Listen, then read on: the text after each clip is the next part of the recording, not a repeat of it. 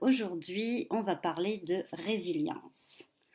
Alors, la résilience, qu'est-ce que c'est? Et on va parler justement, c'est quoi les différentes étapes pour, en fait, pour arriver au changement, pour accepter le changement, puis pour s'adapter à une nouvelle situation. Donc, je vais apparaître. J'aimerais apparaître, oui. Alors, bienvenue à tous. On va enlever ça. Voilà. Alors, bonjour tout le monde. Aujourd'hui, c'est ça, la résilience. Bienvenue à tous et ouais, je vais laisser ça ici pour voir vos commentaires. Merci de vous présenter, de mettre vos commentaires, de poser les questions. Je vais répondre en direct aussi. Donc aujourd'hui, mon plan. On va afficher le plan. Alors, la résilience. Donc, on parle de résilience. Les différentes étapes du changement ou comment justement s'adapter à tout ça. La réflexologie dans tout ça, oui, je parle de résilience, mais moi je fais de la réflexologie, donc quel est le lien? Et la philosophie Wabi-Sabi. Donc bienvenue à tous en ce beau mercredi ensoleillé. Donc la résilience, je vais commencer par une petite définition. Voilà. Alors qu'est-ce que c'est la résilience? Alors en fait, c'est la faculté à rebondir, à vaincre des situations traumatiques. La résilience est donc la capacité pour un individu à faire face à une situation difficile ou génératrice de stress.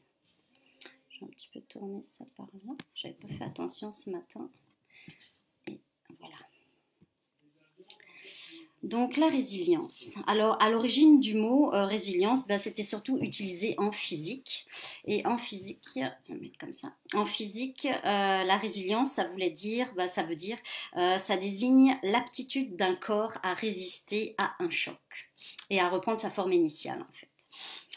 Mais appliquée aux sciences sociales, la résilience signifie la capacité à réussir à vivre et à se développer positivement de manière socialement acceptable en dépit du stress ou d'une adversité qui comporte normalement le risque grave d'une issue négative. Donc le terme résilience, je vais enlever la définition.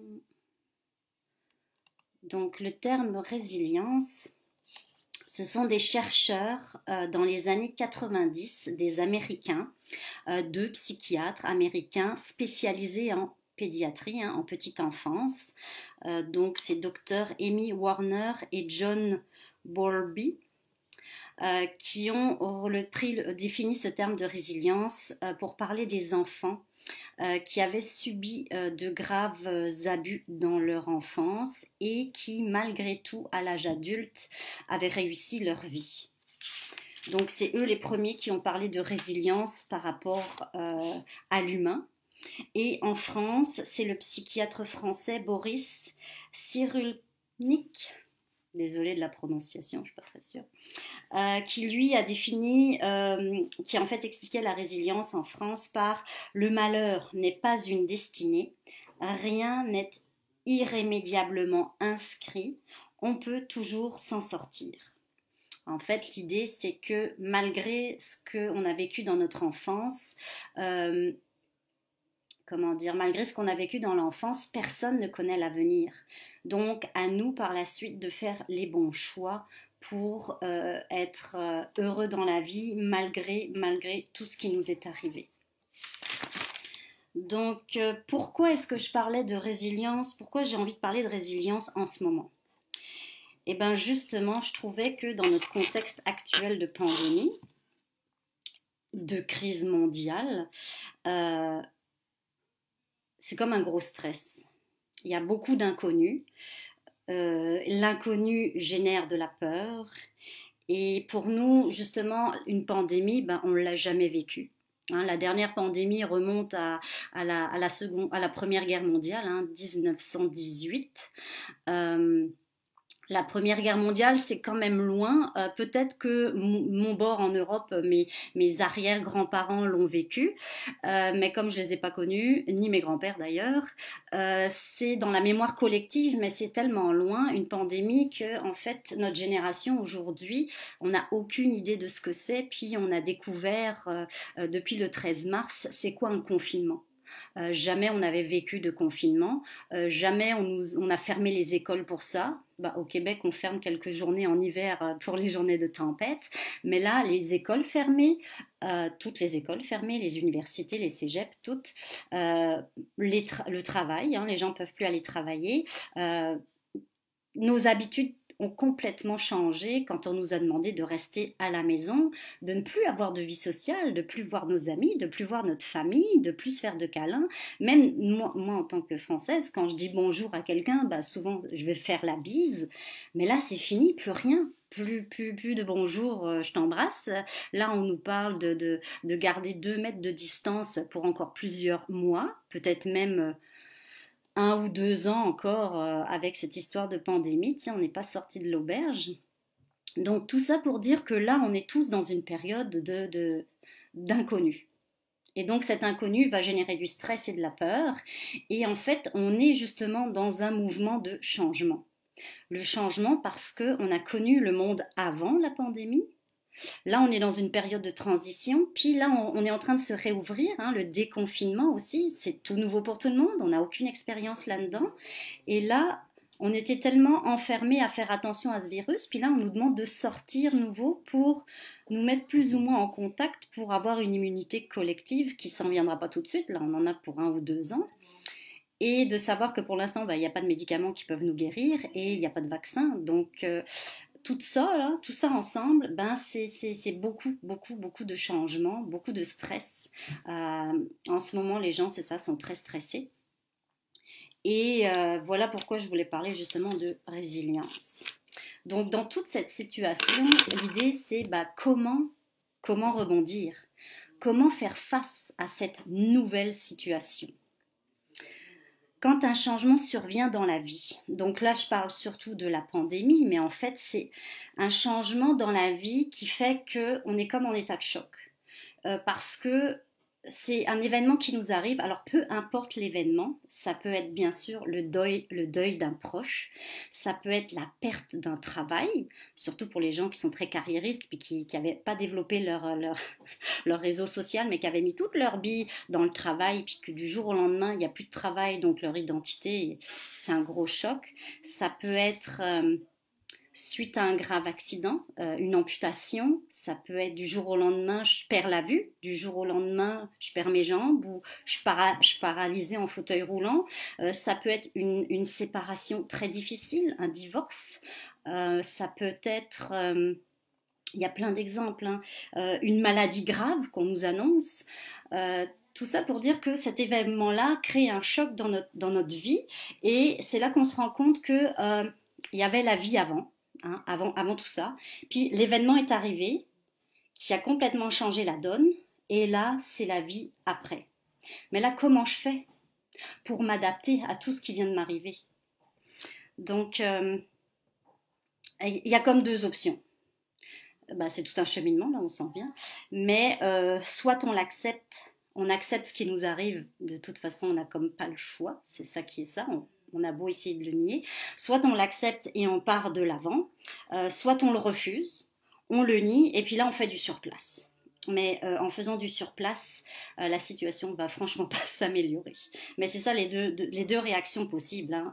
Soit je l'accepte et je vais me mettre en mode action, soit je reste sur place et je m'enfonce. Donc pour s'adapter au changement, bah, c'est sûr que la première et grande étape, c'est l'acceptation. Donc après le choc, c'est l'acceptation. Mais l'acceptation, ça vient pas tout de suite. Hein. Ça, c'est en plusieurs étapes. Et oui, là j'ai mon garçon qui vient me voir. Non, là je suis occupée, mon garçon. J'ai pas de colle ici. Il y a du scotch de ton bord. Demande à papa. Elle est dans tes tiroirs. Tes tiroirs là-bas. Merci. Donc, la première étape, je parlais de l'acceptation. Elle est capitale pour pouvoir agir vers un mieux. Alors, justement, là, je vais vous montrer les différentes étapes. Donc, la résilience, on en a parlé. Les changements, voilà. Donc, il y a 5 étapes du changement. On va les revoir tout à l'heure parce que là, je vais d'abord vous parler de... Parce que là, je parle du changement, mais je commence tout de suite par l'acceptation. Sauf que l'acceptation, ça vient pas tout de suite. Il y a un cheminement avant. Et donc, je vais surtout reprendre la courbe du deuil. Donc, pour ceux qui ont fait des soins infirmiers ou du social ou du psychologique, dans nos études, on a appris l'échelle de Dr Kubler-Ross. Donc, ça, c'est un psychiatre suisse qui travaillait dans les soins palliatifs, donc en fin de vie. Et en fin de vie, on s'est rendu compte que quand on vous annonce votre date d'expiration, de décès, qu'est-ce qui arrive? Ben, les gens passent par plusieurs phases avant d'accepter ce qui leur arrive. Donc, la courbe, je vais vous montrer celle-là aussi, on l'utilise en même temps. On s'est rendu compte que oui, pour l'annonce de la mort ou du deuil, ça fonctionne, mais ça fonctionne aussi dans les étapes du changement. On appelle ça la courbe en J. Donc cette courbe en J, je vais la remettre en plus petit, voilà. Je vais me décaler.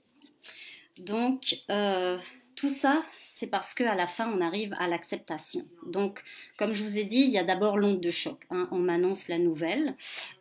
Tout de suite, je peux être en déni, je peux être en colère, et je peux être en peur. Donc ça, c'est toutes ces émotions qui sont très intenses, qui sont très négatives, qui vont nous faire descendre. Là, on chute jusqu'à ce qu'on arrive dans la tristesse, la dépression.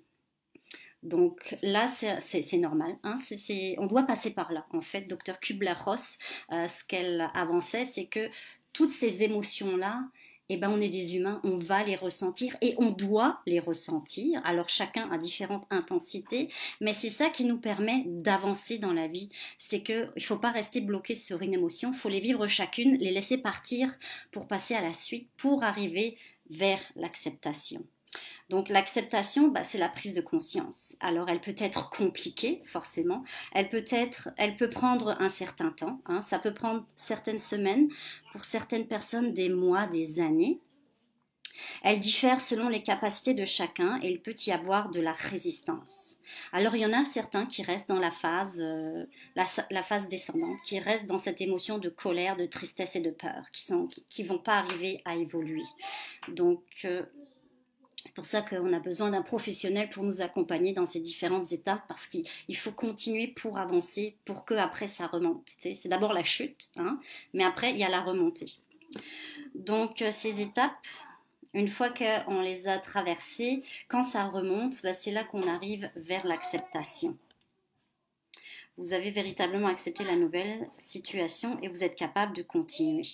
Donc une fois que vous avez fait ce cheminement, là, je vais parler plus de la courbe du changement. Donc, c'est ça, cette courbe-là que je viens de vous montrer, c'est pour vous montrer le cheminement de l'acceptation. Une fois qu'on est remonté, qu'on a accepté ce qui nous arrive, quand on a passé toutes ces émotions négatives pour après reprendre le dessus. Donc là, on arrive dans une autre courbe qu'on appelle la courbe du changement.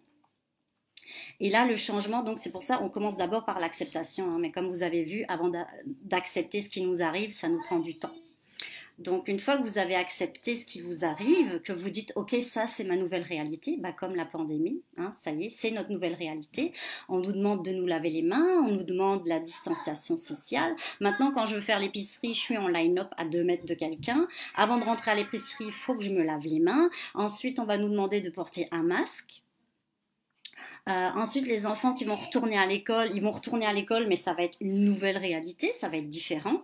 Eux aussi, ils vont être dans des groupes de 15, il n'y aura plus de cafétéria, il va falloir qu'ils mangent leur lunch peut-être en classe, ils n'iront pas à la récréation ensemble. Tout ça, là, ça fait beaucoup, beaucoup de changements. Mais une fois qu'on l'a accepté, on se dit, ok, c'est ça notre nouvelle réalité, bah, maintenant je me mets en action. En action, bah, qu'est-ce que je fais maintenant pour s'adapter? Bah là, je vais réfléchir à, ok, c'est ça qui est ça, maintenant comment je fais pour m'adapter? Bon, bah, je me lave plus les mains, je m'achète un masque ou je bricole mon masque si je suis bonne couturière. Euh, tu sais, je vais m'adapter à la situation et je vais dire, ok, maintenant c'est comme ça. L'épicerie, quand je vais y aller, bah, c'est ça. Je vais faire la ligne et puis je vais m'organiser pour y aller quand il n'y a pas trop de monde et qu'il pleut pas. Euh, donc, se mettre en action, c'est aussi se définir un objectif. Et une fois qu'on a un objectif qui est clair, exemple, ma clinique est fermée. Ok, ma clinique est fermée, c'est un fait, une chance. Au Canada, on a quand même des prestations pour nous aider. Dans d'autres pays, ils reçoivent absolument aucune indemnité s'ils ne travaillent pas.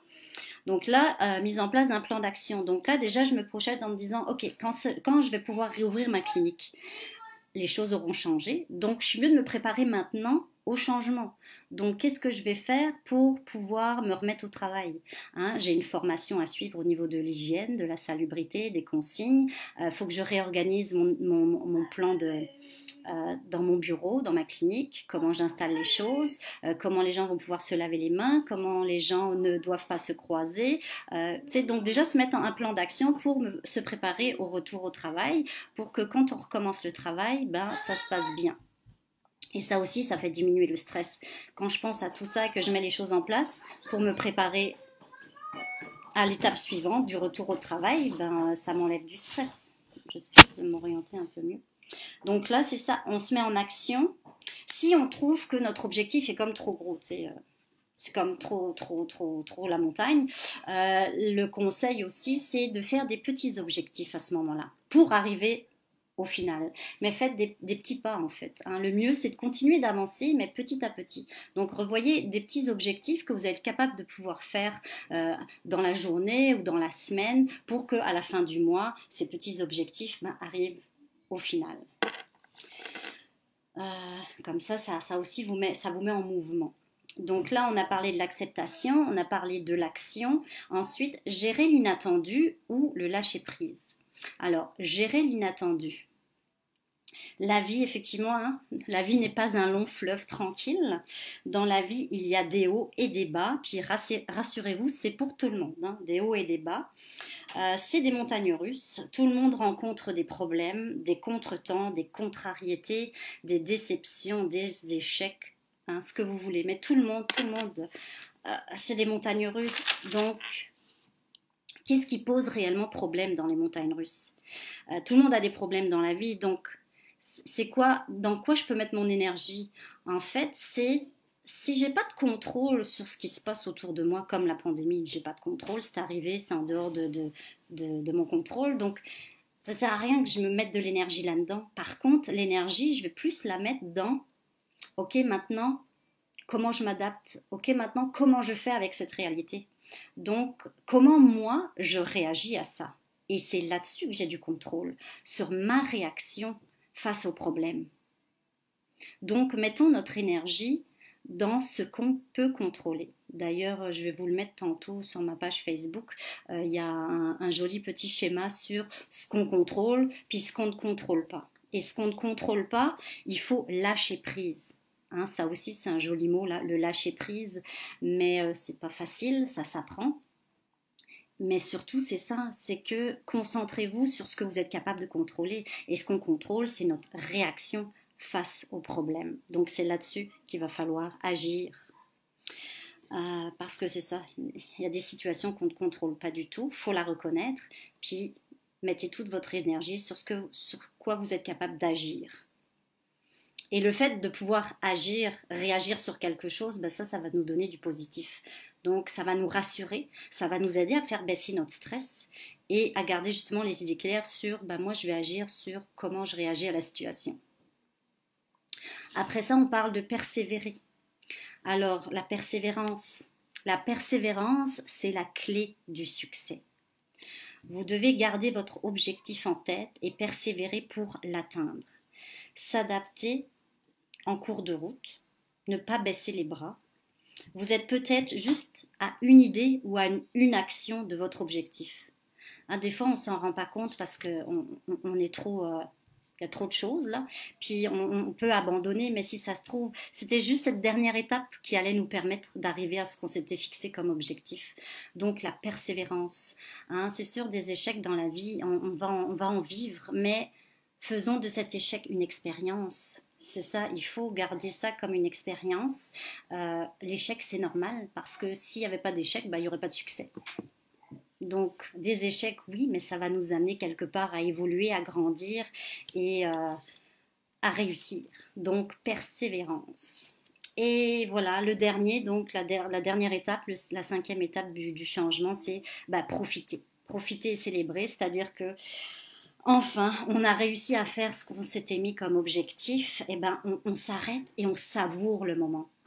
Alors ça aussi, souvent on oublie de savourer le moment présent, de savourer cette petite réussite. Alors ça peut être à tous les jours une toute petite réussite, un tout petit quelque chose qui fait que ah waouh aujourd'hui bah, j'ai pu marcher 30 minutes ou ah waouh aujourd'hui je me suis pas énervée après mes enfants, j'ai respiré à la place. Ça peut être des toutes petites choses, mais savourer, profiter des fois de ces toutes petites choses qui se sont bien passées. C'est qu'on a réussi à avoir le contrôle, qu'on s'est calmé, puis qu'on a bien réagi, ou les choses qu'on voulait faire, puis qu'enfin on peut finaliser, ou un projet que vous avez finalisé, ou quelque chose que vous avez fait, que ça fait longtemps que ça traîne, ou que vous n'avez jamais eu le temps de finir.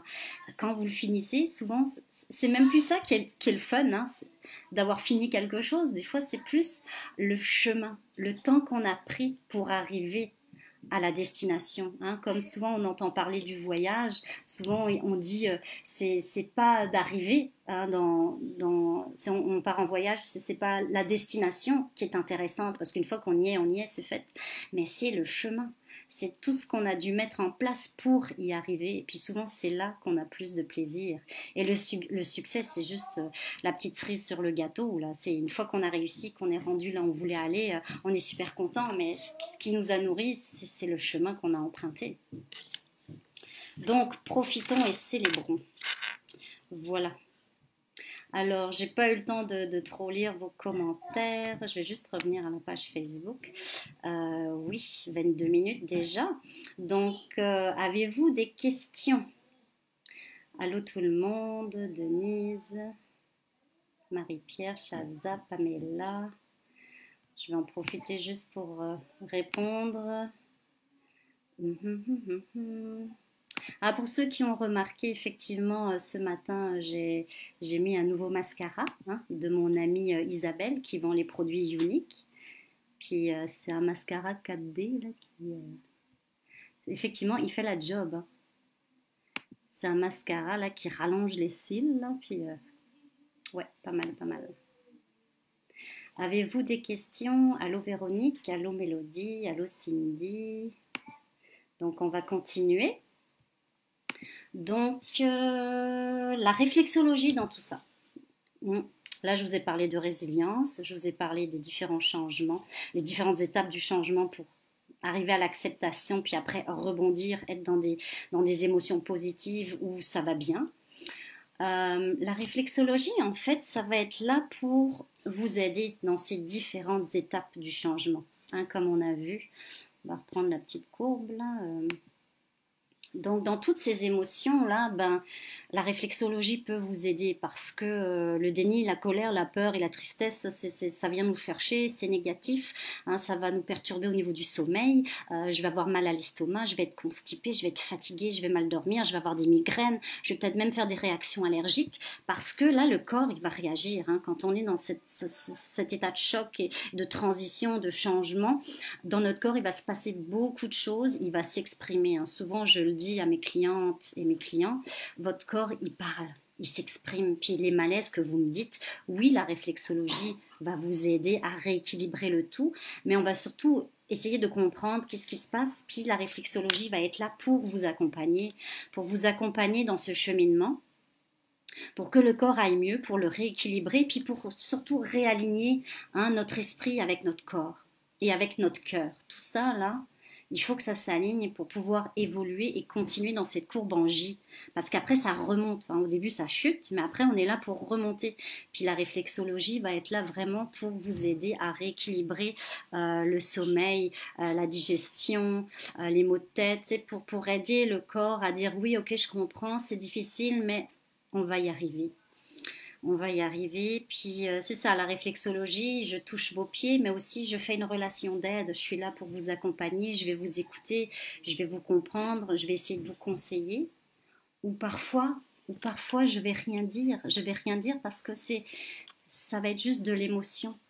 Alors, il y a quelque chose que j'aimerais aussi vous dire, c'est que quand vous êtes témoin, quand vous êtes avec quelqu'un de proche ou pas, hein, ça peut être quelqu'un de la famille ou un collègue qui est en train de vivre une période très difficile, soit un deuil d'un proche, soit la maladie grave d'un enfant ou vraiment quelque chose de très difficile, quand cette personne va s'ouvrir à vous, c'est intense. D'abord, c'est intense.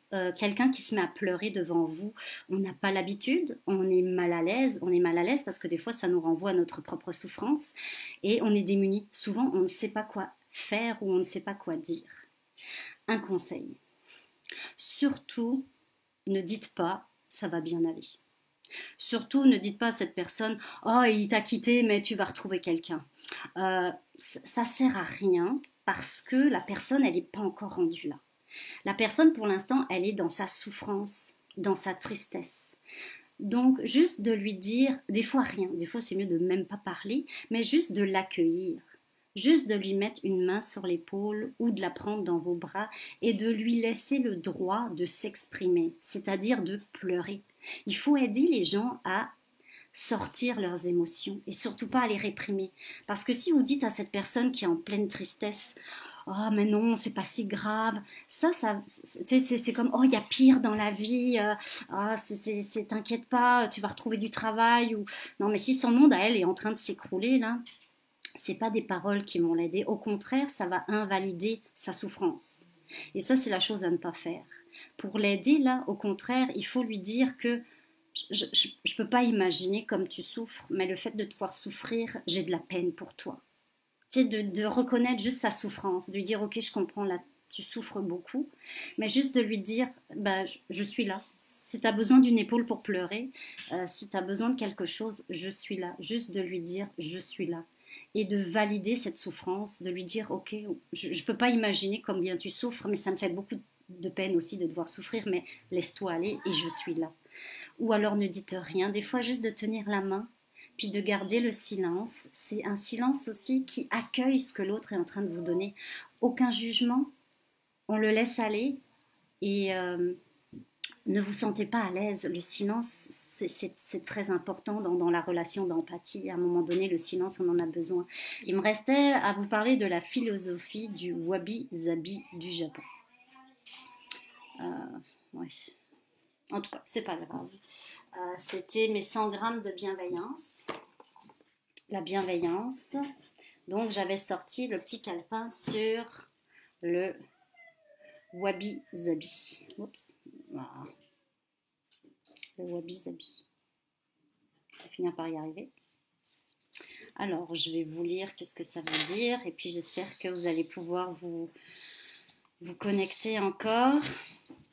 Alors, le wabi-sabi, donc j'ai découvert ça dans dans mes 100 grammes de bienveillance. Alors, venu tout droit du Japon, la philosophie wabi-sabi nous propose de revenir à la simplicité et d'être plus heureux en reconnaissant la beauté de tout ce qui est imparfait dans ce qui nous entoure, mais également en nous-mêmes. Voici quelques exercices pour pratiquer le wabi-sabi au quotidien. Alors, première chose, regardez les autres. Je vais le remettre comme ça, que je vois qu'est-ce que je fais. Oups. Regardez les autres. Non, regardez autrement. Oups. Ouais, je sais, dès que le déconfinement sera complet, j'irai voir l'ophtalmo. Regardez autrement. Nous sommes abreuvés de dictates sur la mode, l'architecture, les régimes, etc. Et nous ne prêtons plus attention à ce qui nous entoure. Notre regard est lissé et formaté par l'esthétisme dominant. Il est temps de faire attention aux petites choses imparfaites qui font notre quotidien. Ouvrez l'œil pour regarder les couleurs passées d'une tranche de livre, une tasse ébréchée, une feuille tombée de l'arbre, toutes ces petites choses qui font la beauté de la vie. Donc revenons juste à la simplicité, à regarder le monde tel qu'il est et non pas tel qu'on croit, on veut nous le montrer, on veut nous le créer. Se regarder autrement. On peut aussi faire entrer le wabi-sabi dans la sphère plus intime en décidant aussi de regarder et d'admirer les imperfections qui existent en nous. Nous sommes des êtres imparfaits et il est temps d'arrêter de se comparer et n'être jamais satisfait de soi-même. Au contraire, s'accepter, on parle encore d'acceptation, s'accepter tel que l'on est un pas vers la bienveillance et l'amour de soi. Acceptons-nous, puis soyons qui on est. Faire des choix pour être heureux. Oui, alors être heureux, c'est un choix. Dans la vie, on a toujours des choix à faire, mais faisons-les judicieusement. Au lieu de courir partout ou de s'adonner à la dernière activité à la mode, prenez le temps de vous poser et de réfléchir à ce que vous aimez vraiment, à ce qui fait de vous un être singulier avec ses désirs et ses envies propres. Le wabi-sabi prône le choix éclairé, en accord avec qui l'on est. Ainsi, vous apprécierez mieux et beaucoup plus votre quotidien, même et surtout s'il est différent de celui de votre voisin. Donc voilà cette philosophie japonaise, wabi-sabi. Oui, être heureux, c'est un choix.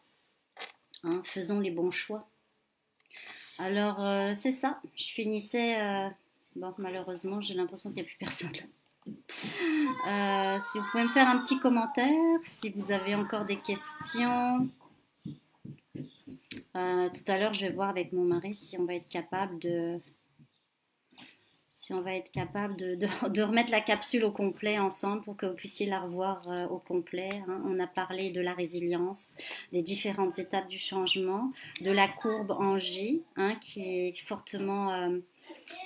fortement inspirée de la courbe du deuil du docteur Elisabeth Kubler-Ross, pour comprendre en fait par toutes les étapes qu'on va passer pour finalement accepter ce qui nous arrive et nous adapter au changement. Donc, merci France, je suis pas toute seule, c'est gentil. Oui, désolée, le direct, c'est ça, les aléas du direct. Surtout que je travaille avec un logiciel, c'est juste la deuxième fois. Puis moi et l'informatique, ça fait deux. Souvent, mon mari est désespéré quand je lui pose des questions. Mais comment je fais ci? Mais comment je fais ça? Il est comme, ah non.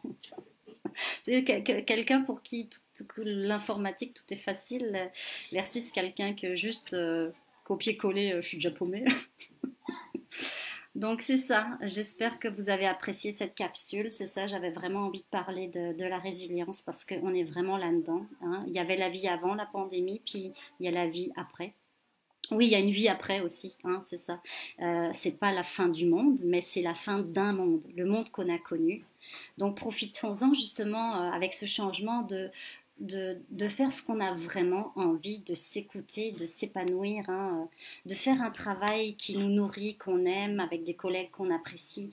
Mais faites les bons choix. Le choix d'être heureux, c'est un choix, mais il faut faire les bons choix. Oui, on peut faire des erreurs, forcément qu'on fait des erreurs, on est des humains. On est des humains, mais nos erreurs, c'est ce qui nous aide à nous construire, c'est ce qui fait qui on est rendu aujourd'hui. Oui, quand ça marche, le son et l'image, c'est pas pire, merci. Quand ça marche, ouais, c'est bon. Donc c'est ça. Avez-vous des questions sur le wabi-sabi, sur la courbe en J? Celle-là, je l'aime bien. La courbe, c'était celle-là que j'avais montrée. Ouais, les étapes du changement, là. Donc c'est ça, au début, ce sont les montagnes russes, ça descend, ça chute, mais après ça, on remonte. Puis la réflexologie va être là pour vous aider dans ces différentes étapes, jusqu'à ce que les émotions, que ça redevienne, que le moral remonte, hein, avec cette courbe, ça remonte. D'un côté, on a le moral, puis de l'autre côté, on a le temps. Puis on voit que, bah oui, ça prend du temps. Alors pour chaque personne, ça va être différent. Il y en a qui vont rester plus longtemps dans une étape que dans une autre. Mais l'important, c'est de les vivre. Il faut les vivre toutes pour pouvoir évoluer et continuer jusqu'à ce que ça aille bien. Puis quand on est rendu dans le vert, là où on peut dire aux gens ça va bien aller, hein. Mais quand on est dans la zone, là, comme on voit rouge et bleu, là, non, là on ne dit pas que ça va bien aller. Là, on fait juste rester, euh, être une main tendue, puis une épaule sur laquelle la personne peut pleurer. Hein. C'est la seule chose qu'on peut faire, c'est lui dire qu'on est là, mais surtout pas de lui dire ça va bien aller, c'est vraiment pas le moment. Oui, on le dit, mais c'est parce qu'on veut aider, parce qu'on est mal à l'aise avec la souffrance des autres, parce que c'est ça, ça vient nous chercher.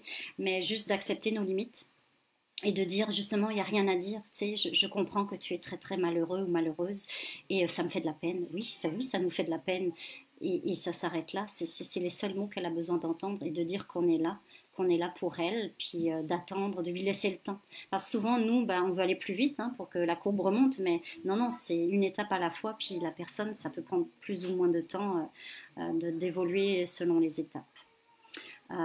C'est ça. Donc voilà. Si vous avez des questions, puis je vais essayer de faire en sorte que ma capsule tantôt, ça ira bien, qu'elle sera en un seul morceau. Et pour les prochaines capsules, hein, bon, tant que je ne retourne pas au travail, tant que la massothérapie, j'attends les consignes de la CNESST puis de nos associations pour retourner au travail.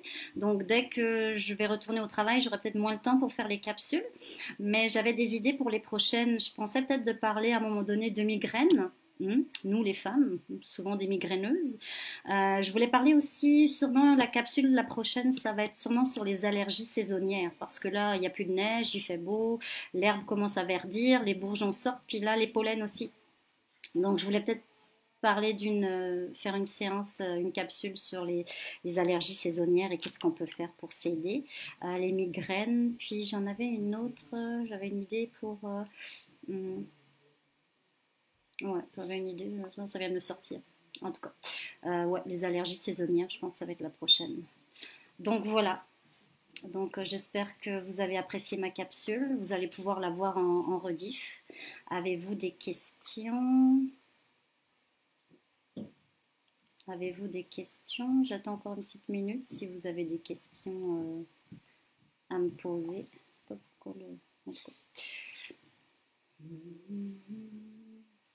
Ok. Bah, sur ce, je vais vous souhaiter une très belle journée. Aujourd'hui, on a du soleil. On a du soleil, on en profite, il fait beau. Et surtout, n'oubliez pas, hein, on sort. Là, il y a du soleil, faut faire le plein de vitamine D pour notre morale et pour nos os. Allons dehors, allons marcher, hein, une petite demi-heure, ça fait du bien. Surtout que là, c'est sec, hein. Après la pluie qu'on a eue, les chemins sont beaux. Donc c'est ça, et suivez ma page Facebook. Quand j'ai fini ma capsule, en général, je vais mettre, pendant la semaine, je vais mettre justement des publications qui vont être en lien avec ce qu'on a vu aujourd'hui, la résilience, les étapes du changement, l'acceptation. Donc tout ça, vous allez pouvoir voir des publications à cet effet. N'hésitez pas à partager, n'hésitez pas à commenter, faites-moi des commentaires sur des idées pour des prochaines capsules. Si vous avez des questions, vous pouvez m'écrire en privé sur Messenger, je répondrai à vos questions. Et puis j'espère sincèrement pouvoir retourner rouvrir ma clinique peut-être début juin, dépendamment de ce que le ministère va nous accorder. D'abord les enfants à l'école, puis on verra comment ça va se passer. Alors ça aussi, on est dans une période de transition, puis c'est nouveau pour tout le monde, donc soyez indulgents, ayez de la patience. Même à l'école, hein, pour les enseignants, pour la commission scolaire, c'est tout nouveau, on n'a jamais fait ça de déconfinement. Donc c'est sûr qu'ils vont devoir s'ajuster dans les prochains jours, hein, que les enfants vont aller à l'école. Ça va prendre peut-être plusieurs semaines jusqu'à ce que ce soit bien rodé, les nouvelles consignes. Donc soyez indulgents, soyez patients, expliquez à votre enfant, parlez à votre enfant pour le préparer pour le retour à l'école. Hein. Puis c'est ça, il faut être prêt pour l'inattendu. Hein, soyons prêts pour l'inattendu, puis travaillons, mettons notre énergie sur les choses que l'on contrôle, hein, sur notre façon de réagir. Et ça va bien aller. Là, ça va bien aller. On est quand même dans la courbe qui remonte jusqu'à ce qu'on arrive dans la prochaine. Mais c'est ça la vie. C'est les montagnes russes. Ça monte et ça descend. Mais au moins quand ça descend, on sait qu'à un moment donné, ça va remonter. Mais c'est sûr que quand on est au bas de la courbe, c'est toujours difficile de rester optimiste. D'où l'idée d'aller chercher de l'aide et de trouver les bonnes personnes pour nous aider à remonter dans ces montagnes russes. Donc sur ce, merci à tous de m'avoir suivi, ça m'a fait plaisir. J'aime bien préparer mes capsules, puis vous partager mes expériences aussi bien professionnelles que personnelles. Parce que c'est ça, on est une personne entière. Tout ce qu'on vit, ben, c'est ce qui nous construit, c'est ce qui fait qui on est. Et soyez qui vous êtes. Soyez qui vous êtes. Pour être heureux et équilibré dans la vie, il faut faire ce qu'on a envie de faire, ce qu'on aime. Ne vous imposez pas des choses que vous n'aimez pas. Faites les bons choix. Sur ce, on fait toujours les choix qu'on peut dans le moment où on est rendu, hein, avec les capacités qu'on a. Donc soyons aussi indulgents vers nous, c'est ça la bienveillance. C'est qu'à un moment donné, on fait les choix qu'on peut dans la situation qu'on avait et avec les éléments qu'on avait à ce moment-là. C'est pour ça que la vie continue d'évoluer, puis qu'on doit toujours s'adapter au changement, parce que c'est toujours en changement, c'est toujours en évolution. Jusqu'à la fin de notre vie, ça va être en évolution. D'où l'idée de s'adapter au fur et à mesure, et puis d'être prêt pour l'inattendu, parce que c'est tous les jours. Sur ce, ben voilà, je vais arrêter. Je pourrais parler des heures et des heures, hein, quand on aime. Quand on aime, on compte pas. Donc sur ce, je vous souhaite un très très beau mercredi ensoleillé. Allez vous promener. Et puis, bonne suite, hein, pour les parents qui ont des enfants qui vont aller à l'école à partir de lundi. Donc c'est ça, c'est une nouvelle réalité. Hein. Prenez un jour à la fois. Hein, ça ne sert à rien de voir la montagne. Hein, c'est une marche d'abord, puis un jour on sera rendu en haut de la montagne. Mais en attendant, un jour à la fois, ça suffit. C'est assez déjà. C'est assez. Donc sur ce, ah non, ça a encore figé. Au revoir. Ça a encore figé. Ah non, ça c'est revenu. Bref, il va falloir que mon mari fasse de quoi avec cet ordinateur là, et je pense que j'ai dû faire quelque chose de pas correct. Oups. Donc très belle journée. Pas d'autres commentaires, de questions. Ok. Sur ce, merci beaucoup. Bye bye. Bonne journée, bonne semaine. À la semaine prochaine. Ah, et n'oubliez pas mon concours de la fête des mères. Hein. Partagez mon concours. Là, j'ai une vingtaine de participants, mais allez-y, partagez mon concours. Merci, bye bye.